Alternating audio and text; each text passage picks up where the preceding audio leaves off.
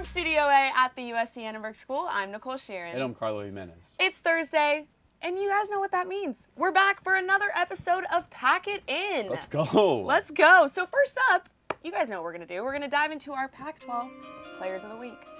Carlo, who you got? Well, it's Valentine's Day on Monday, right, Nicole? And so I thought I'd spread the love this week when it comes to our Pac-12 Player of the Week. I'm going to pick a school, and I'm going with the USC Trojans. Why? Well, USC had 7 players win Conference Player of the Week this week. Let's give them to you right now. Name them out. Jordan Jenkins, USC women's basketball. Bailey Weber, women's water polo. Letitia Trampson, women's swimming. Vaglis Martigianis, men's swimming. Katie Dever, women's lacrosse. Cole Paxton, men's volleyball. Drew Peterson, men's basketball. 7 Pac-12 Player of the Week awards for these 7 players. And I got to give it to the Trojans because they're showing out, and I'm spreading the love. The Trojans are showing out, they're showing up, and there's one guy that you just named who especially showed up, and that's 2 words, Drew Peterson. He had the game of his life on Saturday against the other LA school, UCLA. He did it all, offense, defense, racked in 27 points for the Trojans. He absolutely attacked the glass with 12 rebounds. Oh, and he was a monster down low with how many? 5 blocks. 5. There's a reason why he was named Pac-12 Player of the Week and Trojan of the Week. The Trojans were missing their star player, Isaiah Mobley, and what did he do? He said, that's no problem. I'm stepping in. I'm stepping up. And he did that. The cherry on top is that he got to show off in front of the Bruins. I mean, who wouldn't want to do that? So, Drew Peterson in the bag. Well, let's get into our locks of the week, which I'd love to get into. But first, Nicole, you lost me money again. I'm getting too used to making you lose money. Yeah.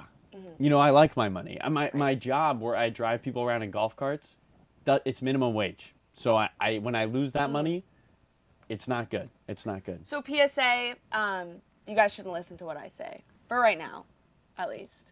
First of all, let's get into our punishment. Okay. All right. Let me just whip out my wheel, is what it's seeming to be right now. Boom. Glorious. All right, Nicole. Spin that wheel of punishment. All right.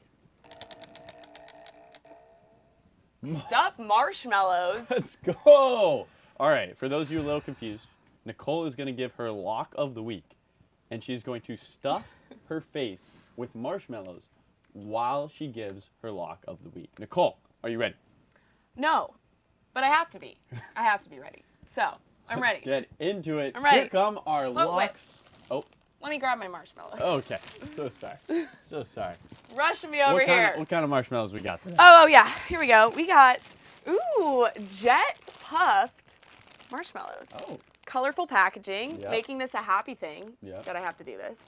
Jet Puffed. Shout out to you. Thanks. Shout out Jet Puff, our newest sponsor. We have Miracle Whip and now Jet Puff. What a combo. So, yeah.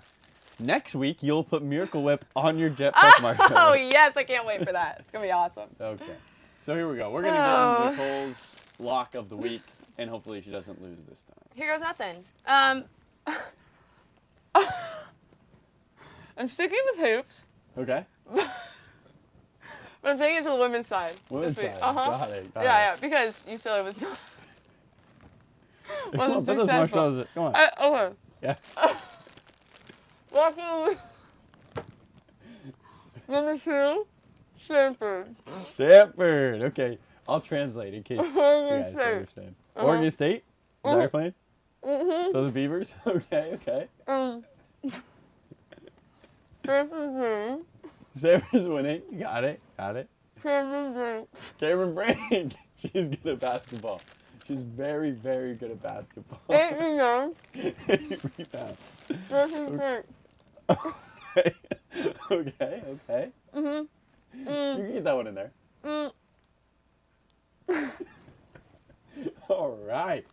Anything else you want to add? So you're taking, just so we make sure, you're taking Stanford over Oregon State in women's basketball. They've won 13 in a row. Okay. All right. You can. Yeah. Okay. That's Nicole's lock of the week. I'll give you my lock of the week with my unstuffed marshmallow mouth because I did not lose you money again. And we're going to go for 3 in a row this time, the Triple Crown. First of all, my lock of the week, we're going to Hospital. Cal is coming home after maybe their best weekend ever under Mark Fox. They swept the Oregon schools in Oregon, their first road sweep since 2015-2016. Also, they're 14-2 at home all-time against Colorado and 2-0 under Mark Fox. This is a Cal team that's playing really, really well right now. They won one road game each of the last 2 seasons. They just won 2 in 3 days. I'm taking them over the Buffaloes. And sure, Nicole, they're without Andre Kelly. That's going to hurt them. But Lars Tiemann, the T-Man, is cooking up right now in the starting lineup. 7 points per game. 55% from the field. It is a tea party at Hospitalian, and the Bears are coming out with a win over the Buffaloes to go 3-0 all time. I can't wait for you to lose. That's just not going to happen because I don't lose. I don't lose. Oh, those marshmallows. Really good. Do you want one? I'm all right. Yeah. Fine. All right. I'm all right. Okay, well, let's get into a new segment this week where we are swiping. Now, for this segment, it is Tinder style, we say. We give a statement, and then one of us swipes left if we don't like it, swipes right if we do like it, or swipes up if we want to super like the statement. So, Nicole, we'll start with you. Our first topic, Jada Curry will win Pac-12 Freshman of the Year and Player of the Year. Listen, for those of you who don't know, Jada took a team that was absolute garbage last year. They won one game, okay, one game. She turned the Bears team around this season, 11 wins overall so far. She won the first 3 Pac-12 Freshman of the Year awards and continues to perform, averaging 19 points a game. Now, she may be on a team like Cal that racks, it's ranked, they're in the bottom half of the Pac-12. But she's continuing to show that she can completely turn a program around. There's just something to be said for a type of skill that it takes to do that. So Jada, she's got it. Listen, I think we need to pump the brakes a little bit on Jada Curry. She started out hot, I'll give you that. The heat was on high. She was cooking in the kitchen, winning the first 3 Pac-12 Player of the Week awards.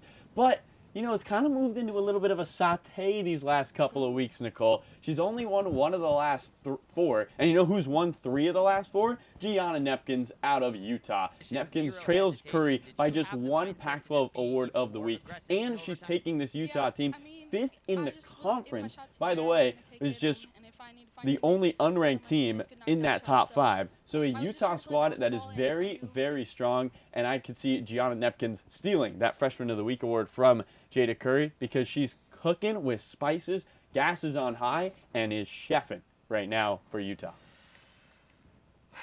Let's get into our next one, though. So we got Jada Curry.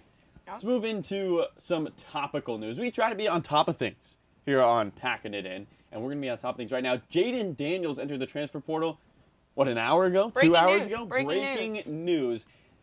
It's a good move for Daniels to enter the transfer portal. You swiping right, Nicole, or you swiping left? I'm not swiping right. I'm not swiping left. I'm super liking swiping right. Woo! That was a mouthful right there. Yeah. All right? Take this.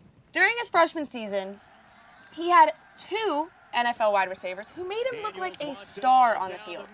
But this season, ASU lost its top 2 running backs. They're a crumbling program under sanctions. Defensive coordinator Antonio Pierce just left the program. Jaden Daniels is running, and he needs to run fast because he needs to escape this dumpster fire before it gets worse. That's all I have to say.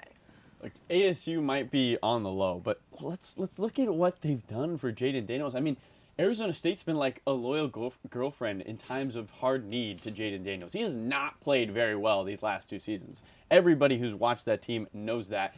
And they did not pursue Spencer Rattler, a transfer from Oklahoma, maybe one of the best quarterbacks in the portal, because their love for Jaden and their trust and faith in him was so strong. And what does he do? Turns around and stabs him in the back. There is maybe not a program out there that has more faith in Jaden Daniels than Arizona State and more trust in him than somebody like Herm Edwards. Look, it doesn't make sense to me. This is a team that's ridden for you when people have told you you need to leave, when they've told you they need to change a quarterback. That team has stood by his side the entire time. Him leaving makes no sense. All right. That's what I gotta The say. man has spoken. Now, I know some of you are worried. Oh, I really like Beat the Buzzer. No Beat the Buzzer this week. No, we have Beat the Buzzer this week. Don't worry. And we got a special one. We got a special do. one. For this, beat the buzzer. 30 seconds, maybe 45 if the Magic Elves grant you that They extra really 15. like you, yeah. Who would you want to be stranded on an island with out of the head coaches in Pac-12 football? Nicole, who are you picking? I love this topic, first of all. This was probably the easiest decision I've ever had to make in my life. Bold statement, I know. 2 words. Dan Lanning. Dan Lanning. I have to stick with my Georgia guns on this one. I'm probably the biggest dog fan you've ever met in your life. If there is one coach that is the definition of loyal, it's Dan Lanning. Hear this. He announces that he's leaving Georgia as their defensive coordinator, takes a job at Oregon. Also, shout out to Dan. Really awesome. Really excited for you. He's going to kill it out there. But instead of taking that and leaving and heading to Eugene, what does he do? No. He sticks around with the Georgia squad, and he takes that team to a national championship this year. That's dedication and loyalty if I have ever seen it, no question. Plus, come on, he's a young guy, 35 years old. I mean, look at that face. I want to be his friend. Like, I just want to be his friend. On this island, we talk the dogs, we share our love of Athens. We just have probably the best time I've ever had with someone in my life, probably. So. Wow. Not to mention, he worked with those huge linebackers. He could fight off any animal on this island, no problem. I would trust him with my entire life, so it's Dan Lanning all the way. Dan Lanning, Yeah. the newest head coach in the Pac-12. Yeah, welcome to the All pack, Dan. Well, Nicole's going with the newest head coach in the Pac-12. I'm going with the oldest head coach in the Pac-12. Look, what do you look for when you're looking for a partner, right? I'm sticking with love this week. I'm feeling it. I'm feeling the love. What do you look for? Loyalty, right? You're looking for someone who brings the best out of you.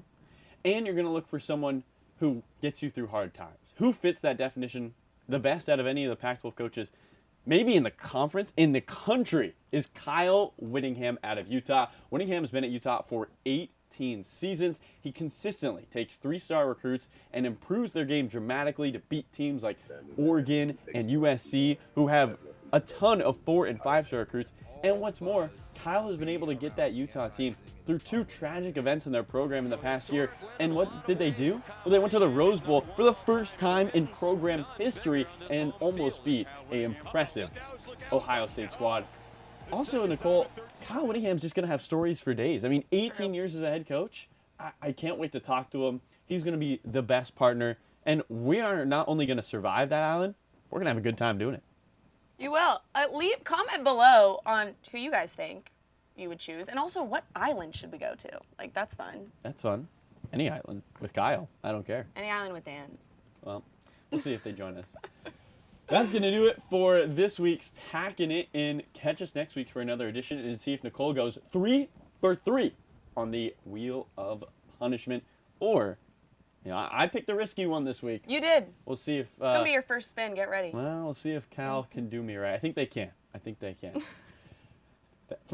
From Studio A at the USC Annenberg School, I'm Carly Menace. And I'm Nicole Sheeran. And we'll see you next time.